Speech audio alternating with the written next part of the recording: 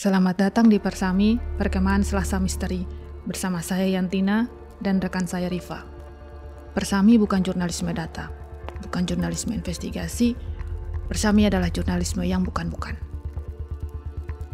Bayangin kalau ada tetanggamu bawain sate atau gulai kambing. Dari aromanya aja, udah yakin pasti enak nih. Terus kamu makan sekeluarga. Tapi keesokan harinya, kamu tahu kalau ternyata sate dan gulai yang lezat itu bukan dari daging sapi dan juga daging kambing.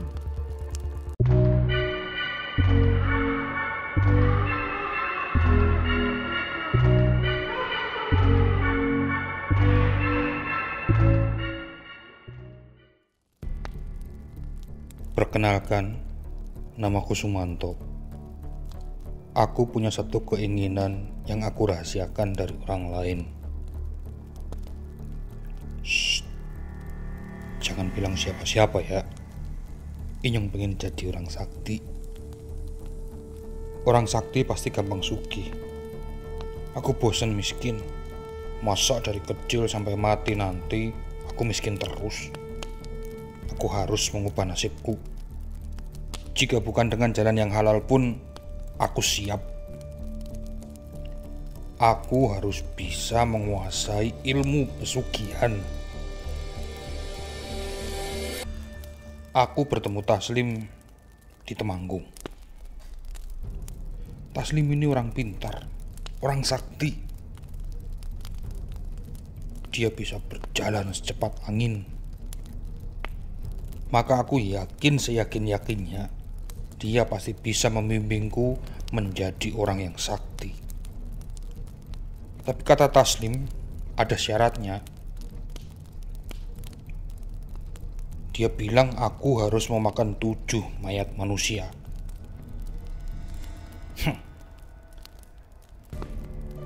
Kamu kira aku keberatan? Aku sanggup melakukannya. Sepertinya nasibku lagi baik. Ada seorang nenek baru saja meninggal. Nenek itu namanya Rina. Baru kemarin aku menghadiri pemakamannya di Kampung Serengseng. Malam ini juga aku akan bongkar kuburannya. Waktu sampai di kuburan, suasananya sangat sepi. Cocok banget.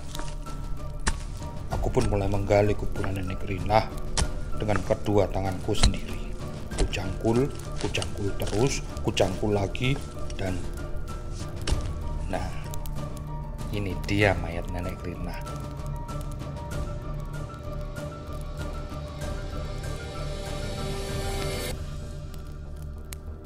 Jenazahnya masih terbungkus kain mori, kain kafan.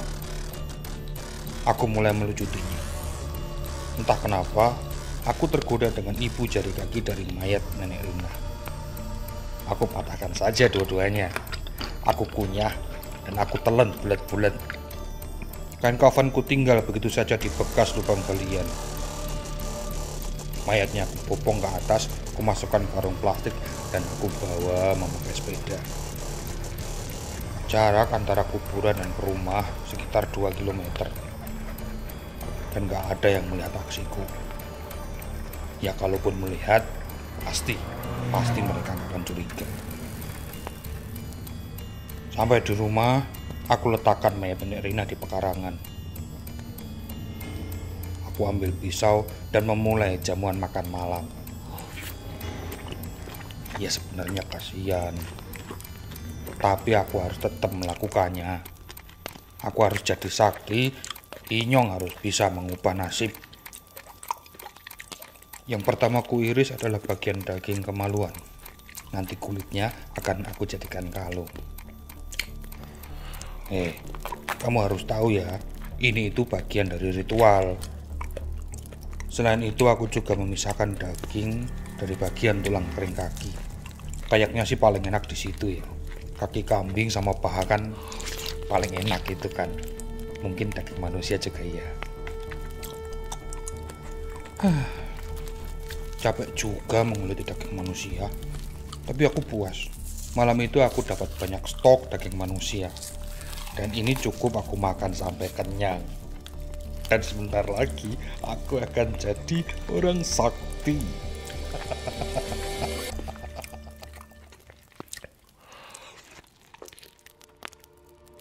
Sumanto lahir di Pelumutan, Purbalingga, Jawa Tengah, 3 Maret 1972. Ia adalah orang biasa, sampai dia ketahuan mencuri dan memakan mayat dari Nenek Rina.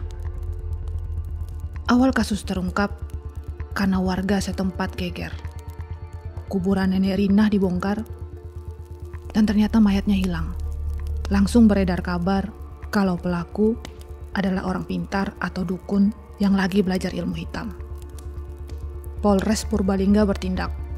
Mereka melakukan penyelidikan, menanyai semua saksi, dan ada yang bilang kalau pelakunya menggunakan kalung dari kulit kemaluan.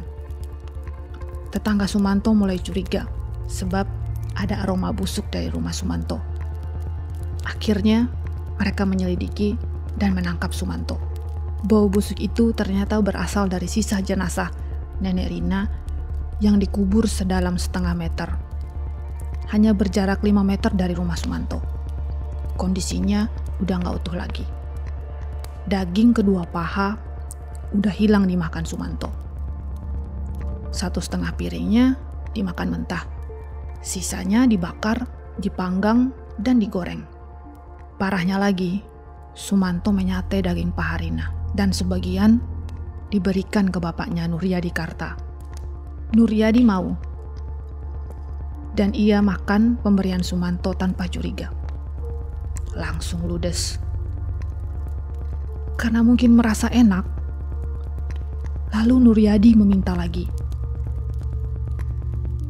Dalam proses pemeriksaan diketahui bahwa mayat Nenek Rina bukan yang pertama dimakan Sumanto. Ada 2 korban lainnya. Kejadian itu saat Sumanto merantau di Lampung sekitar tahun 1992 hingga 1997.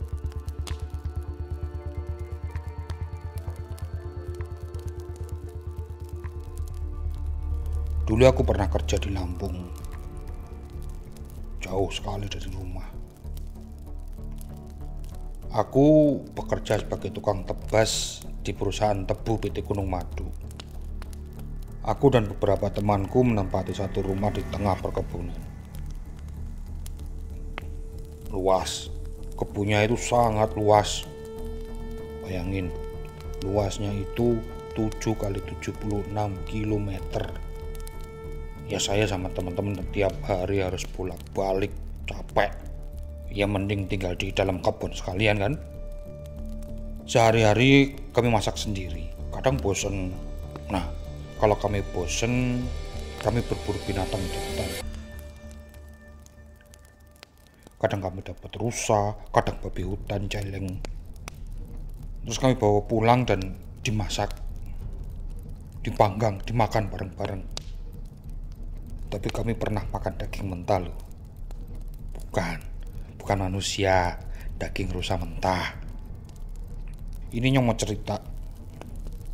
Pada suatu hari, aku sedang beristirahat sendirian di rumah. Nah kok tiba-tiba datang 2 orang pemuda. Dan rupanya 2 orang pemuda itu adalah begal. Dia mau membegal aku. Bangsat. Mereka pakai senjata tajam. Emangnya aku takut. Mereka belum tahu berhadapan dengan siapa. Ya aku lawanlah mereka pakai celurit. 2 lawan 1. Hasilnya aku berhasil membunuh 2 orang itu. Ini hukum rimba bung. Yang ada hanya membunuh atau dibunuh. Nah, daripada daging mereka sia-sia, ya mending aku makan aja ya kan.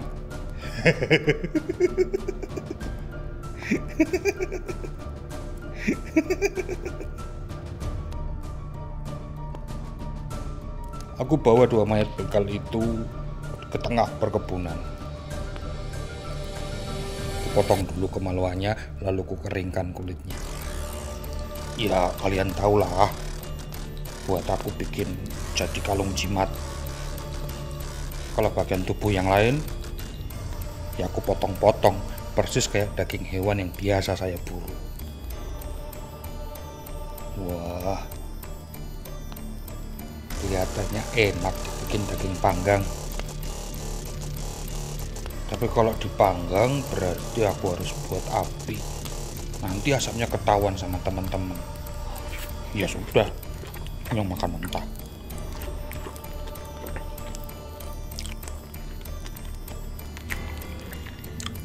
Taslim, guru Sumanto yang tinggal di Temanggung, mengajari Sumanto secara detail tentang apa yang harus dilakukan dengan mayat korban. Misalnya, bagian kemaluan selalu disimpan karena dianggap bisa menjaga kekebalan dari serangan penyakit. Lalu, kulit paha gunanya untuk membungkus duit pesugihan yang di dalamnya dikasih cermin. Katanya, cermin berfungsi untuk menyimpan roh korban.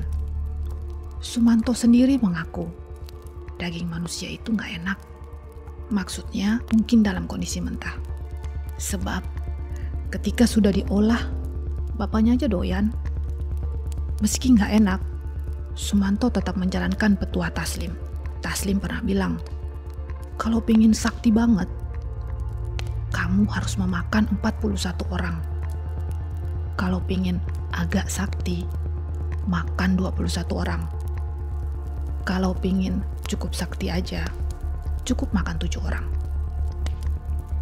Taslim bilang, ada tingkatan sakti paling tinggi. Tapi syaratnya adalah mencari perempuan yang mati dalam kondisi hamil. Lalu mayatnya dicuri, ambil bayinya dan makan. Sumanto nggak melakukannya. Dia pingin cukup sakti aja dengan cukup memakan 7 orang aja. Jadi, apa faktor yang mendorong Sumanto untuk menjadi kanibal? Agak kompleks.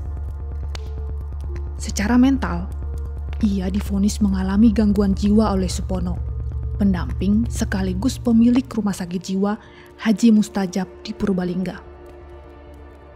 Para pakar juga berpendapat yang sama. Polisi juga udah curiga karena sejak dimintai keterangan, Sumanto menceritakan jejaknya secara tidak konsisten.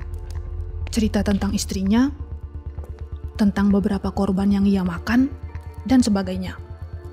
Namun ada faktor lain yang juga berpengaruh besar. Kemiskinan akut. Sumanto udah miskin sejak kecil. Saat SMP, orang tuanya sampai menjual perabotan rumah untuk sekedar membeli kebutuhan sehari-hari. Ditambah kondisinya di sekolah yang menjadi korban bullying. Sumanto akhirnya drop out saat SMP. Dia pun gak bisa mengandalkan pendidikan untuk menaikkan taraf hidup. Dia bekerja seadanya, menjadi buruh kasar, hanya sekedar untuk tetap bertahan hidup. Ketika dia mulai frustasi, ditambah gangguan jiwa, akhirnya Sumanto menekuni ilmu klinik sampai mau memakan daging manusia. Sumanto dihukum pidana selama 5 tahun. Tetapi dia dibebaskan pada tanggal 24 Oktober 2006 yang bertepatan dengan Hari Idul Fitri setelah beberapa kali mendapat remisi. Ia kemudian melanjutkan hidup bersama Supono di Purbalingga. Sumanto ditempatkan di pesantren karena warga Purbalingga tidak menerima kembali Sumanto di desanya.